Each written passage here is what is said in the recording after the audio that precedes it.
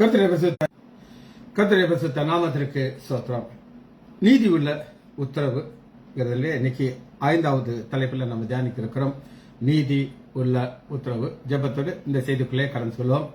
பிதாவே ஆராதிக்கின்றோம், இயேசுவே ஆர்ப்பரிக்கின்றோம், ஆவியானவரே அன்பு செய்கின்றோம், ஆவியானவரே மேல் அன்பு செய்கின்றோம், ஆராதிக்கின்றோம், ஆர்ப்பரிக்கின்றோம், அன்பு செய்கின்றோம், அம்மை ஆராதிக்கின்றோம், ஆர்ப்பரிக்கின்றோம், அன்பு செய்கின்றோம். சகலமாம் படைத்தவரே சர்வ வல்லவரே, சகலமாம் படைத்தவரே சர்வ வல்லவரே, மகிமைக்கு பாத்திரரே மங்காத பிரகாசமே, மகிமைக்கு பாத்திரரே மங்காத பிரகாசமே, ஓ பரபரா ஓ பிரபரா ஓ பராரே வசபரா, மகனாக தெரிந்து கண்டேன், மறுபடி பிறக்க வைத்தீர், மகனாக தெரிந்து கண்டீர், மறுபடி பிறக்க வைத்தீர், ராஜா கலம் நாங்களே ஆசாரியரும் நாங்களே, ராஜா கலம் நாங்களே ஆசாரியரும் நாங்களே, ஆராதிக்கின்றோம், ஆர்ப்பரிக்கின்றோம், அன்பு செய்கின்றோம். சகலமாம் படைத்தவரே சார்வா வல்லவரே, சகலமாம் படைத்தவரே சார்வா வல்லவரே, மகிமைக்கு பாத்திரரே மங்காத பிரகாசமே, மகிமைக்கு பாத்திரரே மங்காத பிரகாசமே, ரவ ரவரா ரிப ரிபரா ரெப்பரா ரிக சபரா ஒபரா ரக ஒபரா ஒப்பரா ரிபர பரா ரிக சக ரிக சகரா ஒபரப ரிபரபரா, தோ திரமாம் கனமாம் வாலம யோ பலனாம், தோ திரமாம் கனமாம் வாலம யோ பலனாம், மாட்சிமயம் துதியாம் எப்போதும் உண்டாகட்டும், மாட்சிமயம் துதியாம் எப்போதும் உண்டாகட்டும். இயேசுவே நாமத்தினாலே ஜெபங்களை பிதாவே, ஆமென். கர்த்தருடைய பரிசுத்த நாமத்திற்கு ஸ்தோத்திரம். Leela praise the lord, Selvi teacher praise the lord, Nagarathnam Ammal praise the lord. ஒரு செய்தியை நம்ம தொடர்ந்து தியானித்துக் கொண்டிருக்கிறோம். தேவன் நீதி உள்ள உத்தரவை கொடுக்கிறார். அந்த நீதி உள்ள உத்தரவை இன்னைக்கு நம்ம எப்படி பார்க்க போகிறோம் அப்படின்னு கேட்டீங்கன்னா, சங்கீதம் 65வது அதிகாரம்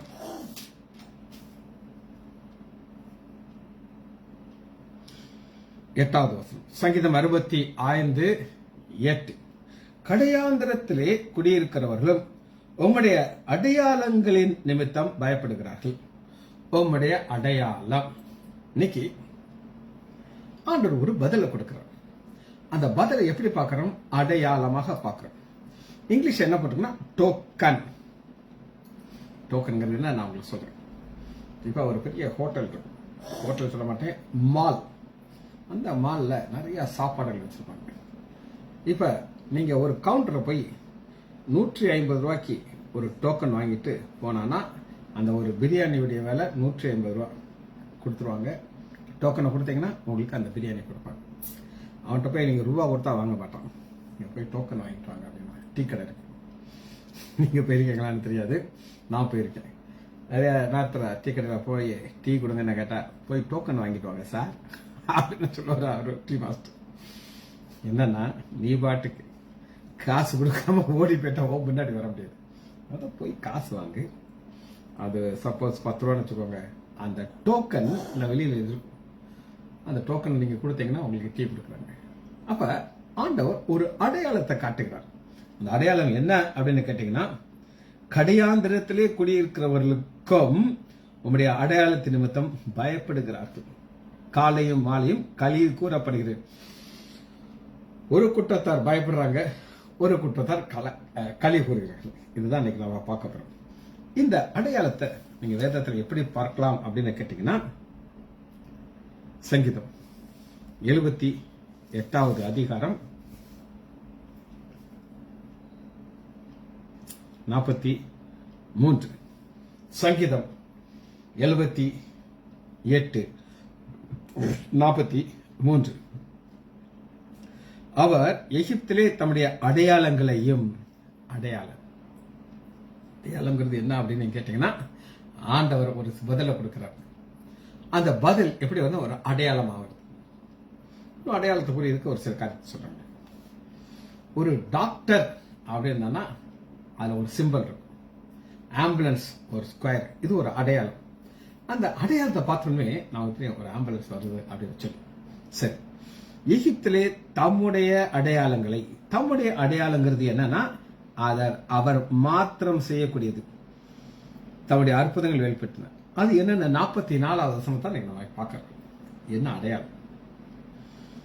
அவர்களுடைய நதிகளை ரத்தமாக மாற்றி அவர்களுடைய ஆறுகளை ஜலத்தை குடிக்கக்கூடாதபடி செய்தார். இது ஃபர்ஸ்ட் அடையாளம். இவங்களுக்கு இந்த நைல் நதியை குறித்து பயங்கர பெருமை. இந்த பெருமை எப்படி இருக்கும்னு கேட்டீங்கன்னா, என்னாகமம் 11வது அதிகாரம் 4வது வசனத்துல இஸ்ரேல் மக்கள் 400 வருஷமா அடிமையா இருந்தாங்க. ஆனா அடிமையா இருந்து நல்லா ஓசியா சாப்பிட்டாங்க. நைல் நதி ஓரத்துல வெள்ளரிக்காய், கும்மட்டிக்காய், வெங்காயம், இந்த மூன்றுக்குமே டேஸ்ட் கிடையாது. வெள்ளரிக்காய சப்புன்னு இருக்கும், கும்மட்டிக்காய் டேஸ்ட்லெஸ், வெங்காயம் அது அப்படி சாப்பிட முடியாது. இது அவங்களுக்கு பெருமையா இருக்கு. அது எப்பவுமே அதுக்கு நாஸ்ட்ராலஜியா அப்படின்னு ஒரு வார்த்தை இங்கிலீஷ்ல சொல்லுவாங்க. நாஸ்ட்ராலஜியா அப்படின்னா என்ன அர்த்தம்னா, நம்ம ஒரு சாப்பாடை சாப்பிட்ருக்கோம், ரொம்ப நாள் அது நமக்கு கிடைச்சிருக்காது, திரும்ப அதுக்காக நமக்கு ஒரு ஏக்கம் வரும். ஒரு உதாரணத்திற்கு, நான் 1975 மெடிக்காலேஜ் தான் போய் சேர்ந்தேன். ஃபர்ஸ்ட் டைம் நான் குல்பர்காக்கு வரேன். எங்க அண்ணன் என்னை கூட்டிட்டு ஒரு டீ கடைக்கு கூட்டிட்டு போறேன். அங்க ஒரு சமோசா முக்கோண ஷேப்ல இருந்துச்சு. அதுல ஓட்டா போட்டு ஒரு சிவப்பு கலர் ஒரு ஜூஸ், பச்சை கலர்ல ஒரு ஜூஸை ஊத்தி சாப்பிடு அப்படின்னாரு. சாப்பிட்டேன், பயங்கர டேஸ்ட். இதெல்லாம் சாப்பிட்டு இங்கெல்லாம் நம்ம ஊர்லாம் கிடைக்குதுன்னு தெரியல. அதை சாப்பிட்டு நல்லா ரசிச்சு சாப்பிட்டேன். ஹாஸ்டல் போயாச்சு. 5 வருஷம் MBBS பாஸ் ஆயிடுச்சு. கிளம்ப போறோம், எல்லாம் லக்கேஜ் எல்லாம் ஏற்றியாச்சு.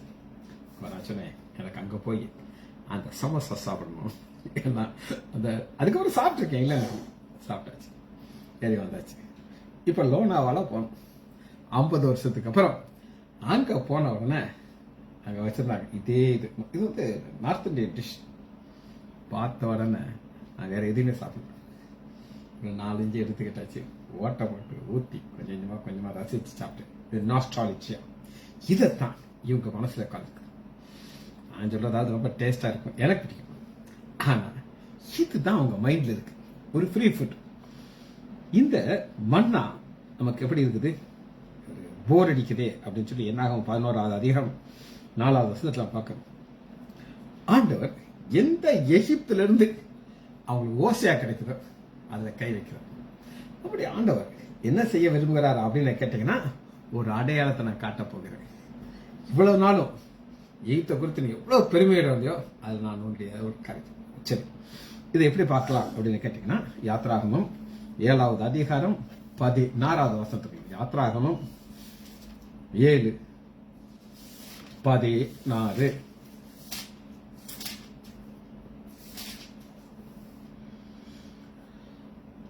அவனை நோக்கி, பார்வனை நோக்கி, வனாந்திரத்திலே எனக்கு ஆராதனை செய்ய என் ஜனங்களை அனுப்ப வேண்டும் என்று சொல்கிறேன். ஆராதனை இஸ்ரேல் மக்களை ஆண்டவர் உண்டு பண்ண எதற்காக அடிமையா இருக்கிறது கிடையாது. ஆராதனை செய்யணும். இந்த ஆராதனைங்கிறது ஆண்டவர் விரும்புறாரு.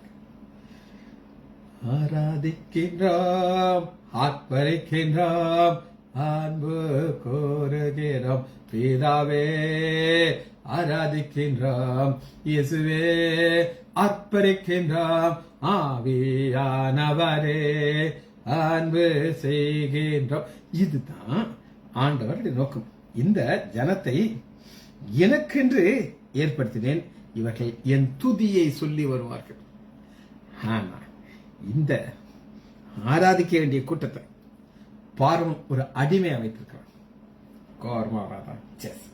இந்த நேரத்துல தான் ஆண்டவர் ஒரு அடையாளத்தை காட்டுகிறார். அந்த அடையாளத்தை எப்படி செய்ய போகிறார் அப்படின்னு கேட்டீங்கன்னா, என் ஜனங்களை அனுப்ப வேண்டும். என் ஜனம், ஆண்டவர் இந்த ஜனத்தை என் ஜனம் அப்படிங்கிறார். தெலுங்குல ஒரு வார்த்தை இருக்குது, மணவாடு. இது எனக்கு எப்படி தெரியும் அப்படின்னு கேட்டீங்கன்னா, நான் வாக் ரவுண்ட்ஸ் போகும்போது 2 அம்மா மாருக்கு உட்காந்துருக்காங்க.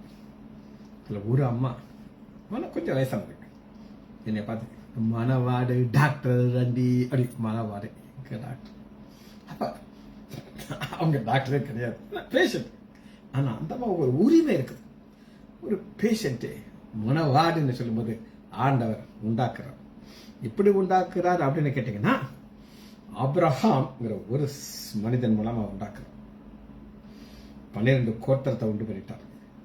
யாக்கோபுல உண்டாக்கி 12 கோத்திரத்தை பலிகை பெருக செஞ்சு அவங்கள வச்சுட்டார். இந்த ஜனங்கத்தை பார்வோன் யோசேப்பை அறியாத ஒரு ராஜா எழுதுறாங்க. என்ன அர்த்தம்னா, அந்த யோசேப்புக்கு எப்படி அந்த யோசேப்பை எகிப்துல அவங்கள பாதுகாத்தான் அதெல்லாம் மறந்துச்சு.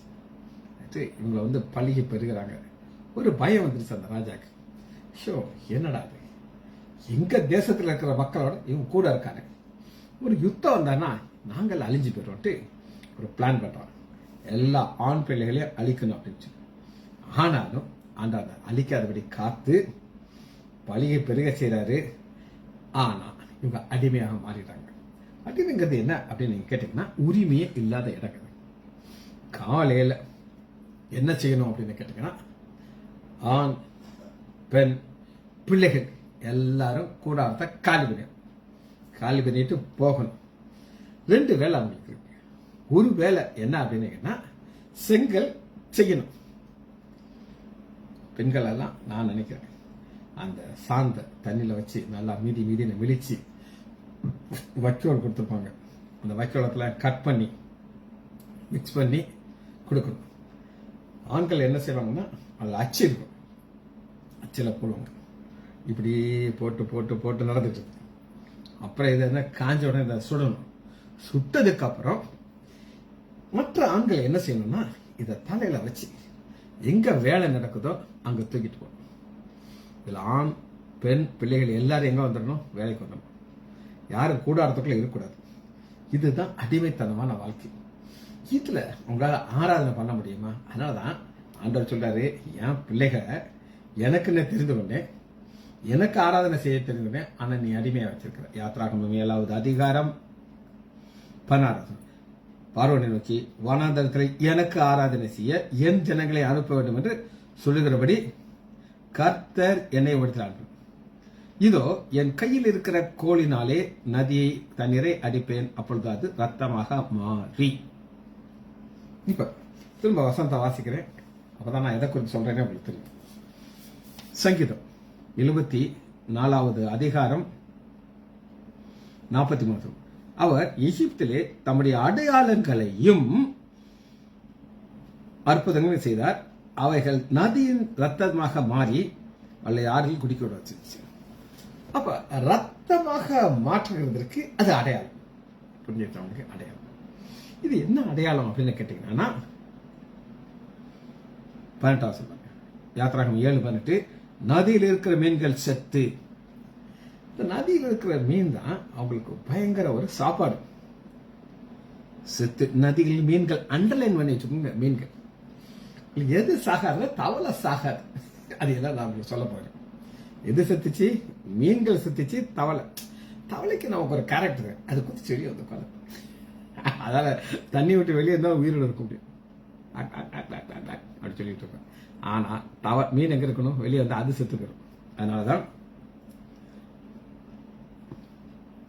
அப்பொழுது நதியில் இருக்கிற தண்ணீரை எகிப்தியர் குடிக்க கூடாமல் ஆலோசிப்பார்கள். இதனாலே நானே கர்த்தர் என்பதை அறிந்து கொள்ள. நானே கர்த்தர். இஸ்ரேல் தேசத்துல எகிப்து தேசத்துல நிறைய கடவுள்கள் பண்றாங்க. நைல் நதி ஒரு கடவுள், புரியுதாங்க? நைல் நதி ஒரு கடவுள், அது ஆண் கடவுள். சூரியன் ரா, அது பெண் கடவுள். இந்த காலையிலேயே பார்வன், இவங்களுக்கு பிறந்த குழந்தை தான் பார்வன்கிற ஒரு கடவுள். இப்ப ஆண்டவர் என்ன செய்யறாருன்னா நைல் நதியில கை வைக்கிறார். கை வைக்கிறதுக்கு அவர் எதை கொண்டு வருகிறார் அப்படின்னு கேட்டீங்கன்னா, என் கையில் இருக்கிற கோலினாலே நதியை அடிப்பேன். கோல் ஒரு அடையாளம். கோல், இந்த கோல் எப்படி அடையாளங்கிறத நான் உங்களுக்கு சொல்றேன். வாசிப்போமா? யாத்ராகமம் 4வது அதிகாரம் 2வது வசனத்துல ஆண்டவர் மேசட்டு கேட்கிறார், உன் கையில் இருக்கிறது என்னப்பா?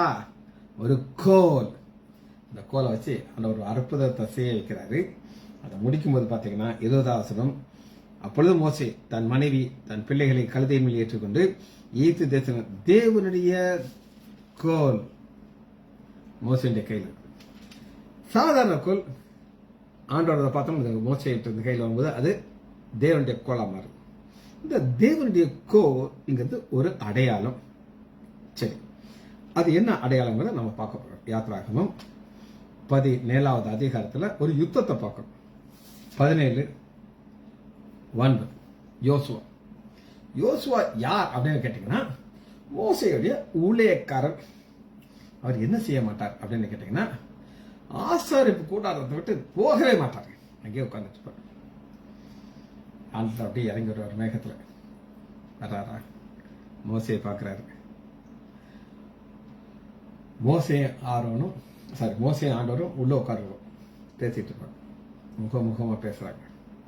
இதை யாரு பார்க்கிறா? யோசுவா. அந்த யோசுவாட்ட ஒரு கட்டளை கொடுக்கிறார். என்ன கொடுக்கிறார்னா 17வது அதிகாரம் 9. இப்பொழுது மோசே யோசுவாவை நோக்கி, நீ நமக்காக மனிதரை தெரிந்து கொண்டு புறப்பட்டு அலமையில் யுத்தம். 2 ஆச்சரியமான ஒரு கட்டளைகளை பார்க்கணும். என்ன கட்டளை அப்படின்னு கேட்டீங்கன்னா, நீ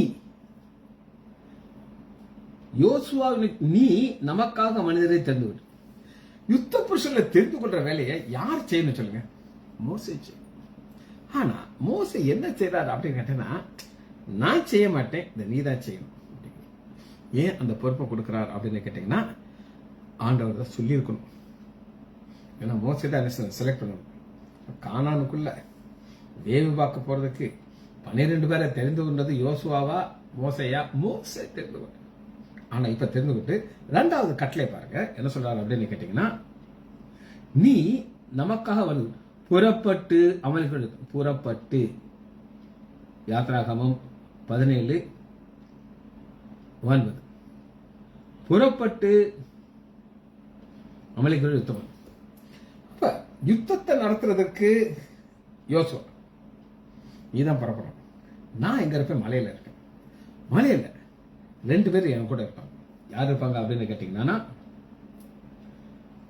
10வது மோசே, ஆரோன், ஊர் மலை வச்சிருக்காங்க. இந்த 3 பேரும் எதற்கு அடையாளம் அப்படின்னு கேட்டீங்கன்னா, ஆவிக்குரிய பாதுகாப்பு. இவங்க கைகளை உயர்த்தி இருக்கும்போது யுத்தத்தில் ஜெயிக்கிறாங்க. கையை கீழே விட்ட உடனே யுத்தத்தில் தோல்வி. யோசுவா யுத்தம் பண்ணிக்கிட்டே இருக்கிறார்.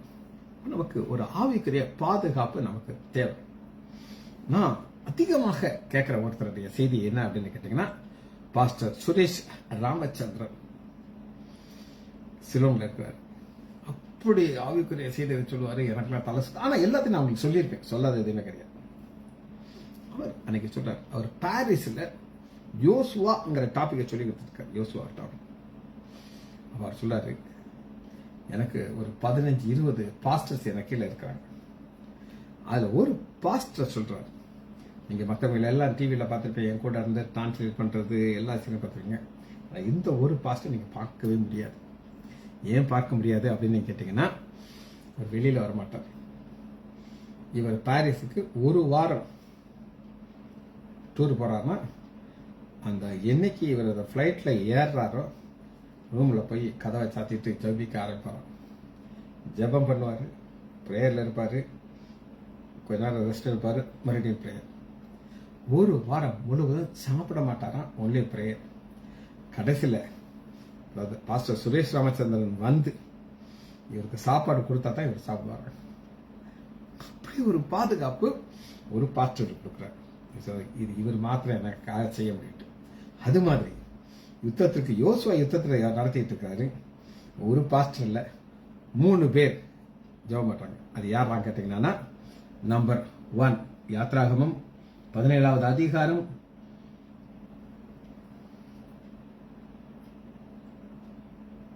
10வது மோசே, ஆரோன், ஊர். சரி, இங்க யுத்தம் நடந்துகிட்டே இருக்கு. இப்ப நான் சொல்றது என்ன அப்படின்னு கேட்டீங்கன்னா, திரும்ப நான் உங்களுக்கு சொல்றேன். இப்ப நம்ம ஒரு அடையாளம் அப்படின்னு பார்க்கணும். அடையாளம்ங்கிறது என்ன அப்படின்னு ஒரு டோக்கன். ஆண்டவர் தன்னுடைய வல்லமையை வெளிப்படுத்துறதுக்கு வசனத்தை திரும்ப வாசிக்கும். யாத்ராகமம் சங்கீதம் 65வது அதிகாரம் 8வது வசனம். 65:8 கடையாந்திரத்திலே குடியிருக்கிறவர்கள் உம்முடைய அடையாளத்தின் மட்டும் பயப்படுகிறது. உம்முடைய அடையாளம், அந்த அடையாளத்தை நம்ம ஸ்பெசிபிக்கா எங்க பாக்குறோம்னா, சங்கீதம் 78வது அதிகாரம் 43. அவர் எகிப்திலே தம்முடைய அடையாளங்களை அற்புதம் வெளிப்படுத்தினார். அது என்னன்னா, அவருடைய நதி ரத்தமாக மாறி ஆறுகள் சென்று, அப்ப நதி உள்ள தண்ணீரை ரத்தமாக மாற்றுகிறோம். இதை நம்ம பார்க்கணும். சரி, இப்ப யாத்ராகமம் 7வது அதிகாரம்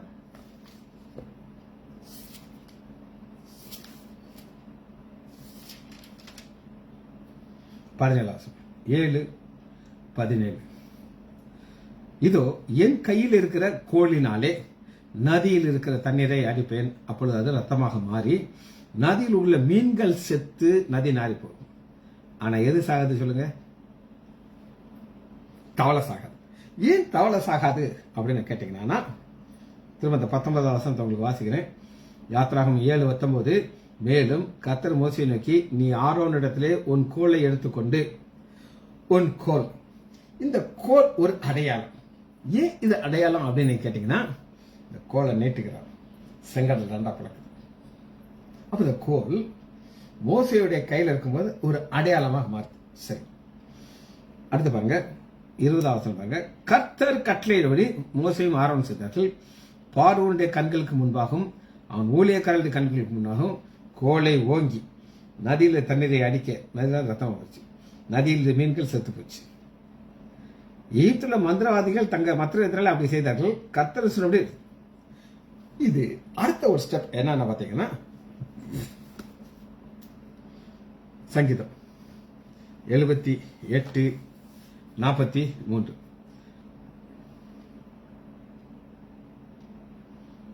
பாருங்க. அவர்களை கெடுக்கும்படி தவளைகளை அவர்களுக்குள்ளே அனுப்பினார். தவளை, இந்த தவளைங்கிறது அவருடைய ஒரு கடவுள். அந்த கடவுள், தவளை கடவுளுக்கு என்ன பேர்னா ஹெக். சொல்லுங்க, ஹெக். HAEEK, ஹெக். இந்த ஹெக்ங்கிறது என்னன்னா ஒரு பெண் தெய்வம். பெண் தெய்வம். இந்த பெண் தெய்வத்திற்கு என்ன ஒரு வல்லமை இருக்கு அப்படின்னு அவங்க விசுவாசிச்சாங்கன்னா, உயிர்த்தெழுதலுடைய வல்லமை இந்த ஹெக் கடவுள் இருக்கு. அந்த தவளை மாதிரி இருக்கும். அப்ப உலகத்துல கிறிஸ்தவர்களுக்கு உயிர்த்தெழுதலுடைய நம்பிக்கை இருக்கிறது போல எகிப்துக்கு இந்த நம்பிக்கை இருந்துச்சு. அவங்க என்ன நினைத்தார்கள் அப்படின்னு கேட்டீங்கன்னா, அவங்கள 2 வகையான கேட்டகரி ஆளுங்க இருக்காங்க. ஒன்னு ராயல் பீப்புள், ராஜா, அந்த ஹை பிரீஸ்ட், இவங்கெல்லாம் ராயல் பீப்புள். இவங்களெல்லாம் மறுபடியும் பிறக்கும்போது ராஜாவா பிறப்பாங்க. அதாவது பிரமிட் அவங்க கட்டி வச்சிருந்தாங்க. பிரமிட் எல்லாம் பார்த்தீங்கன்னா ஆச்சரியமா இருக்கும். அந்த பிரமிட் எப்படி இருக்கும் அப்படின்னு கேட்டீங்கன்னா, ஒரு பெரிய ஒரு ராஜா இருக்கார், அவர் மறிக்கப்படுறார். அப்ப அவர் திரும்ப உயிரோடு வரும்போது அவருக்கு எல்லா வசதியும் இருக்கணும். என்னென்ன வசதி இருக்கணுங்க சொல்லுங்க? வேலைக்காரர்கள் இருக்கணும். ஒரு 500 வேலைக்காரர்கள் அவங்களுக்கு இருந்தாங்கன்னா, அந்த 500 வேலைக்காரர்கள் என்ன செய்வாங்க? அந்த பிரமிடுக்குள்ள அனுப்பிடுவாங்க. தானியங்கள், தங்கம், வெள்ளி, இன்னைக்கும் புதை பொருளாதாரம் செத்துட்டு ஆச்சரியப்படுறாங்க. உள்ள வச்சு மூடிடுவாங்க. ராஜாவால் சேர்ந்து நீ சாவு. ஏன்னா நீ மறித்ததுக்கு அப்புறம் ஹெக் கடவுள் என்ன செய்வார்னா உங்களை உயிரோடு கொண்டு வருவார். அப்படி அவங்க 100க்கு 100 நம்பினாங்க அந்த ஹேக்கு கடவுள். இப்ப என்ன ஆயிடுச்சு அப்படின்னு கேட்டீங்கன்னா, யாத்ராகமம் 8வது அதிகாரம் 6வது வசனம். யாத்ராகமம் 8:6. அந்தபடியே ஆரோன் தன் கைகளை எய்த்தில் உள்ள தண்ணீர் நீட்டினான். அப்பொழுது தவளைகள் வந்து தேசத்தை மூடிக்கொண்டது. ஆரம்பத்துல ரொம்ப பெருமையா இருந்தாங்க. அதாவது உங்க யெகோவா தேவனால மீனை கொல்ல முடிஞ்சது, ஆனா எங்க தவளை கடவுளை கொல்ல முடியல பாத்தியா, ஒரே ஹாப்பி. ஆனா நடந்தது என்ன அப்படின்னு கேட்டீங்கன்னா, தேசம் முழுவதும் தவளை ஆயிடுச்சு. மாவு பிசைறு, தொட்டி, சாப்பிடுறது, தண்ணி இருக்கிறது எல்லாம் தவளை. தவளை அடிச்சு கொல்லவும் முடியாது, அவங்க கடவுளுக்கு. அப்பா அவங்க இருதயமே உடைஞ்சு போயிடுச்சு. எங்கய்யா எங்க கடவுளுங்களை எப்படி இப்படி இம்சப்படுத்துறாரு அடையாளம். இன்னைக்கு நம்ம பார்த்த செய்தி தான். ஆண்டவர் செய்தியை மாத்திட்டு இங்க பாருங்க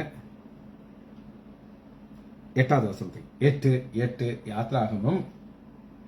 பார்வோன் மோசையும் ஆரோனை அழைப்பித்து அந்த தவளைகளை என்னையும் என் ஜனகத்தையும் விட்டும்படி கர்த்தரை நோக்கி. இவங்க கடவுளை போன சொன்னா அது போகாது, தெரிஞ்சிச்சு. பார்த்தா இவ்வளவு நாள் நாங்க ரொம்ப கெத்தா இருந்தோம், எங்க ஹெக் கடவுளை கொல்ல முடியலன்ட்டுன்னு. இப்ப ஆரோன், மோசே, உங்க கடவுளை பார்த்து கும்பிடுங்கப்பா, எங்களால தாங்க முடியல. தவளை பார்த்தா அருவருப்பா இருக்கும், மேல ஏறி விடும். அதுக்கு தெரியுமா பார்வோன்னு சொல்லி கர்த்தருக்கு பலியிடும்படி ஜனங்களை போகிறீர்கள். அப்பொழுது மோசே பார்வோனை நோக்கி, தவளைகள் நதியிலே மாத்திரம் இருக்கத்தக்கதாக அவைகள் உம்மிடத்திலிருந்து உம்முடைய வீட்டில் இல்லாத போடுகிறது. உமக்காகவும் உங்களுடைய ஊழியக்காரர்களும் உங்களுடைய ஜனங்கள், உமக்கு ஊழியக்காரரால செஞ்சு பார்த்தாங்க, முடியல. விண்ணப்பம் பண்ணுகிற காலத்தை குறித்து மேன்மை உமக்கு இருப்பதாக. ஒரு காலம், ஜனங்களுக்காகவும் நான் விண்ணப்பம் பண்ண வேண்டிய காலத்துக்குரிய மேன்மை உனக்கு. காலத்துக்குரிய மேன்மைங்கிறது என்னன்னா, எல்லாத்துக்கும் ஒரு காலத்தை ஆண்டவர் வச்சிருக்கிறார். அவர் சகலத்தையும் அதன் காலத்துல உண்டு பண்ண. இப்ப பார்வோன் சொல்றாரு, பார்வோன் நீ ரட்சிக்கப்படுறப்பா, ஜீவனுள்ள தேவனை நீ பிடிச்சுக்கொள், உன் உயிர் அவர் கருத்துல இருக்குது அப்படின்னு சொல்றாரு. அதற்கு அவர் நாளை என்றார். அப்படின்னது நாளை, இன்னைக்கெல்லாம் முடியாது, நாளைக்கு வச்சு. ஒரு சம்பவத்தை மட்டும் நான் சொல்லி முடிக்க போயிடும். ஒரு பெரிய கோடீஸ்வரர், அவரு இந்த பாலி பேக் மேனுஃபேக்சர் பண்றாங்க. அவரும் அவருடைய மனைவி முன்னால் என்னை பார்க்க என்னுடைய ரூமுக்கு வந்தாங்க. அப்ப நான் மெடிசன் எழுதி கொடுத்தேன். ஒரு கேரி பேக்ல மாத்திரை எல்லாம் போட்டு வந்துருச்சு. அவர் என்கிட்ட கேட்டாரு, டாக்டர் முன்னாடி உங்களை தோட்டத்துக்கு போகும்போது பார்ப்பேன்னு இப்பயும் வர்றதில்ல இருக்கு. அப்ப நான் சொன்னேன், இல்லைங்க, நான் இப்ப ரட்சிக்கப்பட்டிருக்கேன், ஆண்டவராக இயேசு கிறிஸ்துவ சொந்த ரட்சகராக எடுத்துக்கிட்டேன். அதனால காலையில ப்ரேயருக்கு ஹாஸ்பிட்டலுக்கு வந்துருக்கேன், என்டர்டைன்மெண்ட்லாம் கிடையாது. அதோட என் கையை அப்படி நீட்டிட்டு, நீங்களாம் படிச்சவங்க, நீங்க இதெல்லாம் நம்புறீங்களே ஒரு மாதிரி கேவலமா பார்த்தாரு. நான் சொன்னேன், இந்த கேரி பேக் நீங்க செய்றீங்களா? ஆமா. இந்த கேரி பேக் என்ன விலை இருக்கும் அப்படின்னு கேட்டேன். 30 பைசா இருக்கும், நடக்கல விற்கிறது கூட இருப்பாங்க, 30 பைசா கீழே தான் இருக்கும் அப்படின்னாரு. நான் கேட்டேன், இந்த கேரி பேக்கை உங்களால் அழிக்க முடியுமா அப்படின்னு கேட்டேன். இதை அழிக்க மட்டும் எனக்கு தெரிஞ்சா இப்ப ஏற்கனவே நான் கோடீஸ்வரன், உலகத்துல நம்பர் 1 ரிச் மேனா நான் மாறிடுவேன் அப்படின்னு சொன்னேன். இந்த கேரி பேக் 30 பைசாக்கு மதிப்பில்லாத கேரி பேக் உங்களால் அழிக்க முடியும். உங்க ஆத்மா அழியுமா அழியாத கேட்டேன். அப்படியே கொஞ்சமா வேர்க்க ஆரம்பிச்சிருச்சு. நான் இன்னொரு நாள் வர்றேன் அப்படின்னு ஓடிய போயிட்டார். இங்க பாத்தீங்கன்னா அதற்கு நாளைக்கு என்றார். இவன் எங்கள் தேவனாகிய கர்த்தருக்கு ஒப்பானவர் இல்லை என்பதை நீர் அறியும்படி உங்களுடைய வார்த்தையின்படி ஆகும். கர்த்தருக்கு ஒப்பானவன் யார் இல்லைன்னு சொல்றதுக்கு ஆண்டவர் அடையாளத்தை காட்டுகிறார். அது 2 கரெக்ட். தண்ணீர் ரத்தமா மாறுகிறது, தவளை ஹெக் வந்து அவங்களுக்கு இம்சம் பண்ணிடுச்சு. ஜெபிச்சு முடிப்போமா? முக இறுக்கமும் குறைவமில்ல பிதாவே துதிக்கிறோம் ஐயா. நன்றி உள்ள இருதயத்தோடு உங்களுடைய திரு சமூகம், எத்தனை நன்மைகள், எத்தனை கிருபைகள், சொல்ல முடியாத இவளுக்காக நன்றி. பிள்ளைகள் ஒவ்வொருவரையும் என் ஆண்டவராகிய இயேசு கிறிஸ்துவின் நாமத்தினாலே ஆசீர்வதிக்கிறேன். இயேசுவின் நாமத்தினால் ஜெபங்களை பிதாவே. ஆமேன், ஆமேன், ஆமேன்.